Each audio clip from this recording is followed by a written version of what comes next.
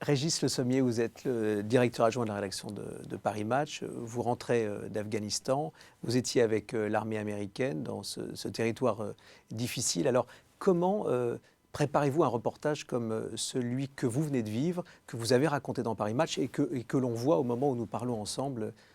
Alors la préparation, c'est d'abord d'avoir, pendant les semaines qui précèdent le reportage, une certaine condition physique parce que les marches telles que vous les voyez à l'écran durent parfois entre 6, parfois 8 heures de marche, parfois même sans interruption, dans des terrains assez difficiles. Ça va de marécages, on remonte le cours d'eau des rivières, parfois on se retrouve en plein désert. Donc c'est un terrain très contrasté, très varié, avec aussi une capacité aussi à pouvoir monter des murs, à pouvoir parfois descendre dans des grottes ou dans des montagnes, etc.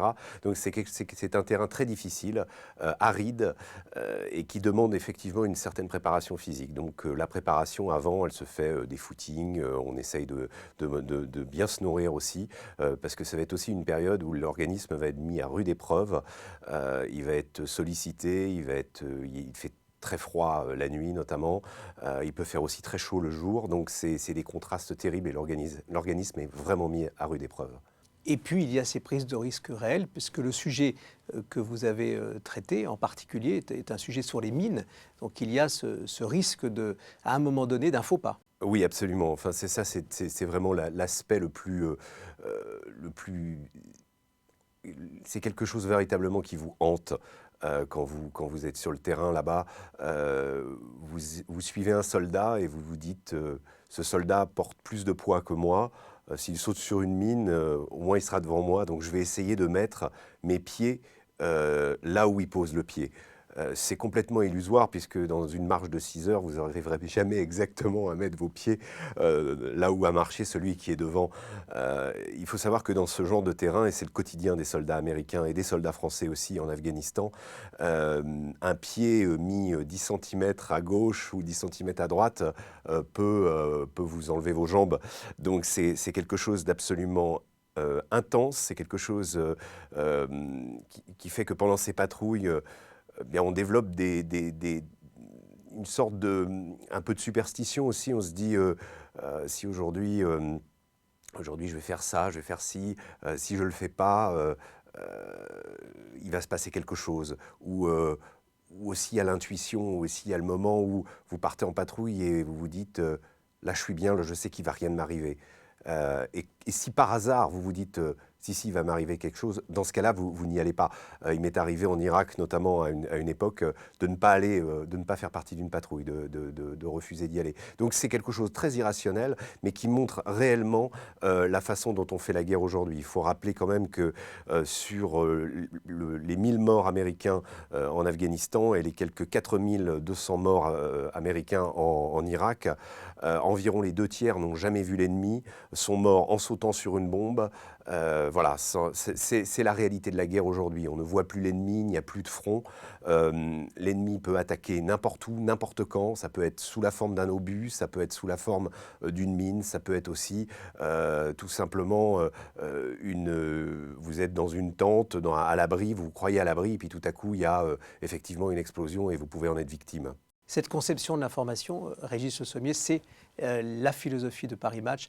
Aller voir ce qui se passe sur place, aller au cœur des événements, à la rencontre des hommes? Absolument. Paris Match, depuis 60 ans, dans ses 60 ans d'existence, a toujours raconté l'histoire des hommes. Nous ne mettons en scène que des hommes. Nous ne montrons finalement que la réalité humaine de l'histoire. Notre idée n'est pas de faire du commentaire, elle n'est pas d'apporter, elle est de susciter une réflexion chez notre lecteur en racontant les histoires et les histoires par ceux qui les vivent. L'idée de Paris Match, c'est toujours à travers la petite histoire d'une patrouille en Afghanistan, de raconter cette guerre absolument exténuante qui, je le rappelle, vient de la présence américaine en Afghanistan cette semaine vient de dépasser la présence des Russes. 9 ans et 50 jours. Voilà la réalité aujourd'hui. Les Américains sont présents en Afghanistan depuis plus longtemps que les troupes russes. On connaît le sort qui a été réservé aux troupes russes par les Afghans. La coalition les Français, les Américains, les Anglais et leurs alliés essayent de remettre le pays à niveau, mais la réalité de la guerre, ce sont ces patrouilles, ce sont ces champs de mines, ce sont ces endroits où, à tout moment, quelque chose peut arriver. À tout moment, on peut rentrer, on peut être blessé. C'est arrivé à un de mes camarades photographes du New York Times, Joao Silva, qui aujourd'hui va commencer sa rééducation. Il est à l'hôpital de Walter Reed. Il a perdu ses 2 jambes sur une mine à peu près au même endroit et à peu près au même moment où nous étions en Afghanistan. Donc la réalité des photographes, la réalité des journalistes aujourd'hui et évidemment des soldats, c'est cette réalité-là.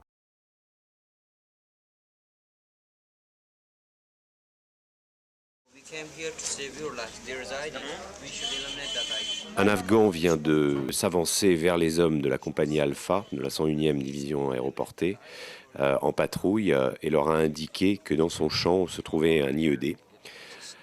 Immédiatement, comme il n'y a aucune certitude qu'il ne s'agisse pas d'un piège, parce qu'il est très possible que cet Afghan soit un élément avancé d'une embuscade qui attendrait les Américains au coin du village, il est décidé de sécuriser le périmètre. Donc un groupe de soldats va prendre possession d'un certain nombre de maisons sur le chemin qui mène vers le champ de ce paysan, de cet Afghan. Une fois arrivé sur place, le capitaine Stout et ses hommes vont d'abord repérer l'endroit, voir si l'IED est activée, est amorcée, de quoi elle se compose, parce que les IED sont diverses. Ce sont des mines qui peuvent être... il peut y avoir 5 mines reliées l'une à l'autre et qui emportent 5 hommes dans une patrouille. Ça peut être aussi une grosse bombe enterrée. Ça peut être aussi une mine qui touche simplement un soldat.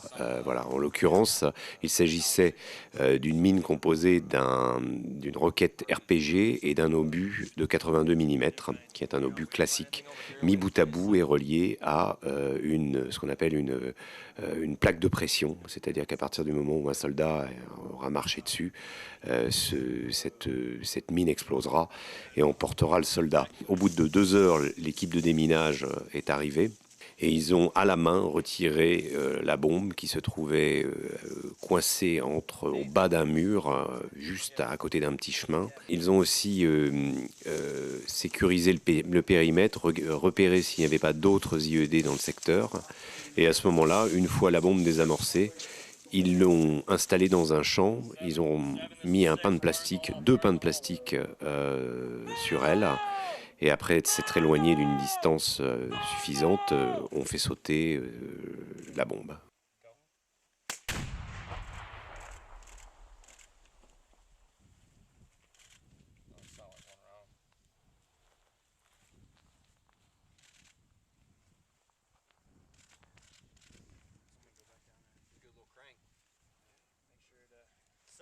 Go ahead.